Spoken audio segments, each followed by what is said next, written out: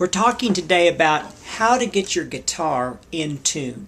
Now, the guitar does not sound good when your strings are out of tune. In fact, it can sound really bad, or it can throw you off.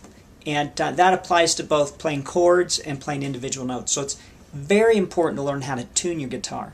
Maybe you have a guitar like this one that has a built-in tuner. I think all guitars should have a built-in tuner from now on. This one lights up green. Maybe you can see that little green dot when it's in tune, and there's a little arrow. It gives me the note. It tells me that's the E string, which is correct. This is the big E string, number 6. Got to stop the sound from one string before you can tune the next one. This is showing me an A, and it's green. D, and it's green. Oh, G string's not in tune. There we go. G is in tune. B is, a little flat. A little too much. The right light blinking means it's sharp. And there's the high E, number 1 string. Do you remember I said we count the strings from the littlest to the biggest? 1, 2, 3, 4, 5, 6. What you need to do to be able to tune your strings, though, even if you have an electronic tuner, you have to know the letter, the note letter for each string. Some tunes will just light up a letter, and you'll have to know if it's the correct letter, or you could be tuning your guitar all wrong. On page 11 in our book is the information about tuning. And the letters are E, A, D, G, B, E. Going from the biggest string to the littlest string. What I like to do is make up a phrase to help me remember those 6 letters. You can make up your own phrase. Make up something funny or something silly that you can remember easier. One of the phrases that's been given to me is every alligator does good by eating. Every E, alligator, A, does, D, good, G, by, there's the B, eating, E. That helps me remember the 6 strings of the guitar in order from biggest to littlest. The second tricky thing about tuning your guitar is making sure you're turning the right tuning key or tuner. And what I like to tell people is just take your finger and follow it down to where it is wrapped around the tuning peg. And that tells me which one I'm changing and which one I'm tuning. Pluck them one at a time when you're tuning. Let it ring as it picks up on your tuner. You'll know whether or not it's in tune. If you just keep hitting it like this, it may not have enough time to register on the tuner.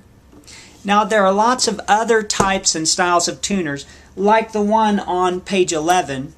This is an electronic tuner. It works the same way. You can either lay it on your guitar or have it close to your guitar.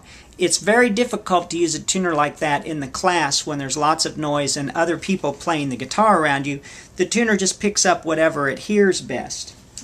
If you happen to have an iPhone or an Android phone, there are lots of different tuning applications that you can get for free. This one is called G Strings. It tells me the E string is perfectly in tune. Let's try a different one.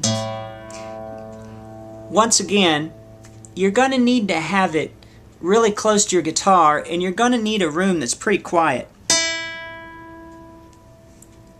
It tells me the letter at the top, the arrow pointing straight to the letter, tells me that that string is in tune. Free application, downloaded from the Android market for the Fender phone, but it's also available on the iPhone and for other types of phones. You just have to go look it up and see if it's available for your phone. G Strings, it's called. In guitar class, we have a number of clip-on tuners or stick-on tuners. These are inexpensive tuners you can get at the local music stores from $15 to $20, maybe a little more. But they work well most of the time. This one I think works best if I clamp it on right here at the top of the guitar. when I turn it on, it's got 3 different settings. It's got a setting for chromatic, which means basically I could tune any instrument with it that I could clip it onto. It's got a setting for the guitar. Push this button again, and you probably can't read it, but it says guitar right there. And then it has a setting for bass. When I pluck the string, the tuner will register the correct number for that string. That's the E string number 6. I'm going to follow that up to right here where the tuner is. And if it's in tune, it will turn blue after a couple of seconds. It's in tune. How about the A? Let's follow the next biggest string right here to this tuner. Notice it takes it a couple of seconds, 2-3 seconds to register. It's blue. It has the number 5. I know you probably can't see that. The 4th string, that goes right up here to this tuning key. Notice how it doesn't stay blue very long. It only registers for a short time. Now the 3rd string, we're going to follow it all the way up to this tuning key.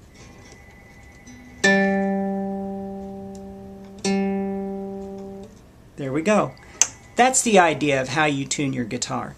We'll talk more about that together.